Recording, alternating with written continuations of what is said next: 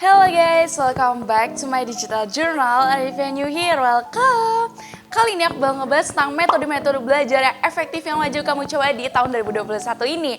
Nah, di tips ini nih, di metode belajar yang aku share di video ini tuh cocok banget buat kamu yang ingin menghafal dengan baik, atau memahami materi dengan baik, atau bahkan kamu itu ingin mempelajari suatu materi dengan cara lebih efisien dan efektif dibanding di tahun sebelumnya. Oke, jika kamu penasaran tonton video ini sampai akhir ya. Oke, tanpa lama-lama lagi langsung saja kita ke videonya.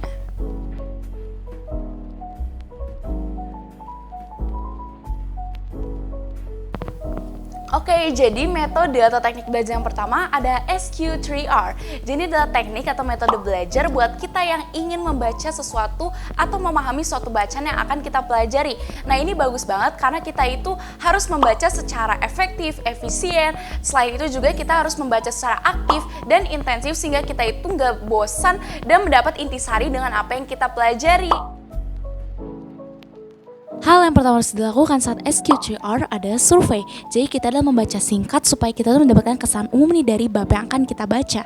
Kita bisa melakukan yang namanya menelusuri daftar isi, melihat peta konsep, dan membaca kata pengantar dari setiap bab supaya kita tuh bisa tahu nih permasalahan umum dari bab ini tuh ada apa aja. Sekarang kita lanjut ke tahap selanjutnya adalah question. Nah, setelah mendapat ide awal dari apa yang telah kita baca secara sekilas, pada tahap ini kita mengubah judul atau topik atau subbab atau peta konsep ke dalam sebuah pertanyaan. Tujuannya adalah untuk kita melatih berpikir kritis dan mengetahui detail dari apa yang kita ingin ketahui dari bab ini. Nah, di sini kamu bisa membuat kolom 2 seperti yang ada di video berikut. Nah, sekarang kita ke tahap berikutnya adalah read.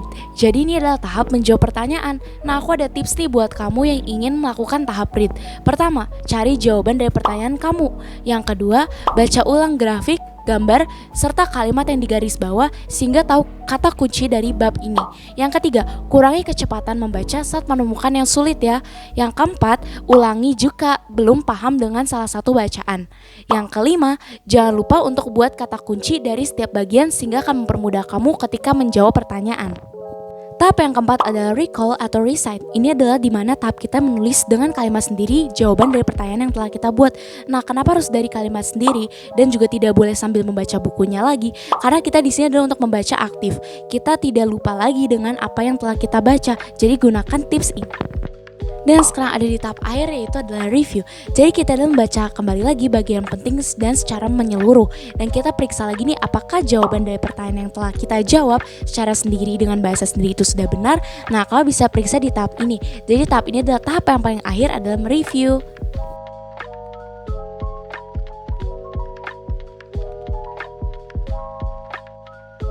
Metode belajar yang kedua adalah the Feynman Technique. Nah, pasti kamu udah sering banget dengar ya dengan yang namanya teknik belajar Feynman. Nah, jadi teknik belajar Feynman itu adalah teknik belajar di mana kita itu mengajari orang lain terhadap apa yang telah kita pelajari. Nah, kenapa sih dengan mengajari orang lain kita bisa memahami lebih atau kita menjadi belajar lebih efektif? Nah, mengapa sih? Karena ketika kita sedang mengajarkan orang, kita kan harus paham dulu nih dengan materi apa yang kita ingin sampaikan kepada mereka. Sehingga kita tuh dituntut untuk supaya kita tuh lebih paham dulu dan kita tahu nih yang benar-benarnya harusnya seperti apa. Kita menggali-gali informasi ketika kita ingin menyampaikan ke orang lain. Nah, jadi ketika kita nih saat menyampaikan ke orang lain, kalau misalnya kita sudah percaya diri atau kita bisa menyampaikannya dengan sederhana, artinya tuh kita sudah paham dengan materi yang telah kita pelajari. Jadi maka dari itu dengan kita bisa mengajari orang lain, kita itu bisa mengetahui nih celah kita tuh ada di mana dan sebagainya. Nah, lantas bagaimana cara menerapkan namanya the Feynman Technique? Nah, jadi yang pertama, kamu itu siapkan dulu nih materi yang ingin kamu sedang pelajari. Nah, yang kedua, setelah kamu sudah memahami materi tersebut, kamu kan belum tahu kan kayak kamu tuh udah 100% paham atau belum. Nah, maka dari itu lanjut ke langkah kedua yaitu adalah mengajarkan orang lain.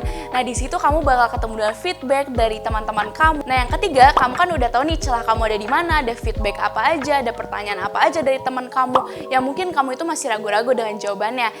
Sehingga dengan ini kamu bisa melakukan review ulang atau melihat-lihat lagi nih kamu kurangnya ada di mana sehingga kamu tuh bisa memperbaiki celah yang kamu punya itu ada di mana saja. Sebenarnya kamu juga bisa combine teknik belajar Feynman ini dengan SQ3R sehingga apa yang kamu telah baca itu kamu lebih pahamin lagi dengan cara mengajarkan orang lain. Menurut aku ini adalah efektif banget untuk mengcombine dua teknik belajar ini.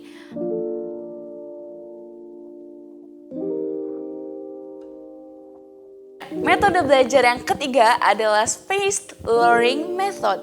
Jadi ada metode belajar di mana kita itu akan lebih memahami suatu hal ketika kita mereview secara berkala dengan interval waktu tertentu. Nah, jadi bagaimana sih kita menerapkan metode ini dalam metode kita dalam belajar sehari-hari?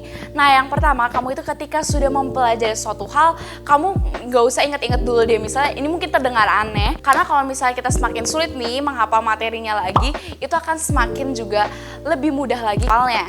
Nah, kelebihannya dari metode ini menurut aku ini cara yang bagus banget buat kita yang ingin menghafal atau misalnya kita itu yang gampang lupaan dengan materi yang kita pelajari di sekolah. Lebih baik kamu itu dikit-dikit deh, sehari ini kamu review, terus besok lagi review. Jadi itu kita terasa lebih fun dan kita itu nggak buat otak kita itu capek, tapi kita akan lebih fun dan lebih chill, relax, dan yang ada lebih gampang juga diserap oleh otak kita.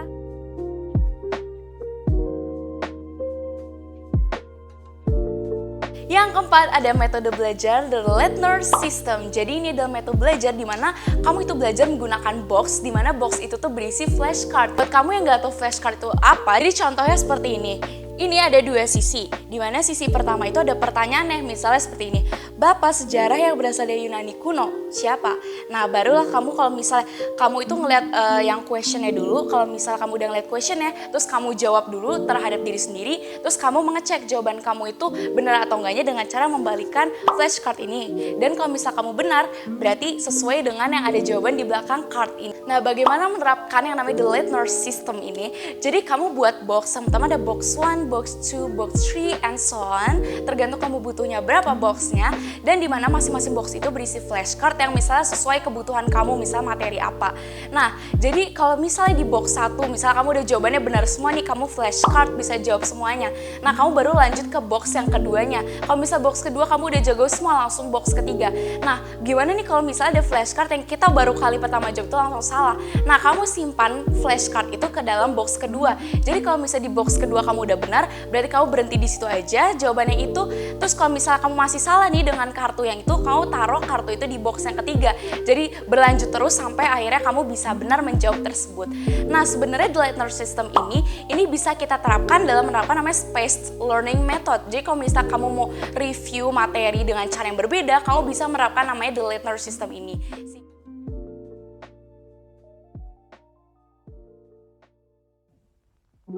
Yang kelima atau yang terakhir adalah mnemonic device. Jadi ini adalah teknik belajar di mana kita itu memanfaatkan suatu singkatan atau bisa mengaitkan itu dengan materi tersebut dengan hal tertentu. Itu adalah mnemonic device. Jadi mnemonic device itu bisa dibilang sebagai jembatan keledai. Nah, ini adalah kayak cara yang baik untuk menghafal sesuatu yang sulit atau misalnya yang kompleks yang sulit dihafal. Kamu bisa menggunakan mnemonic device ini. Nah, contoh simpelnya dalam kehidupan sehari-hari, mungkin kamu dulu itu pernah mendengar yang namanya singkatan dari spektrum warna dari pelangi, yaitu adalah Magico Hibiniu. Nah, itu kan kita mungkin kalau misalnya hafalin tanpa dengan kata Magico Hibiniu, kita bakal sulit menghafalnya. Nah, jadi akan mempermudah kita menghafal dari warna spektrum pelangi.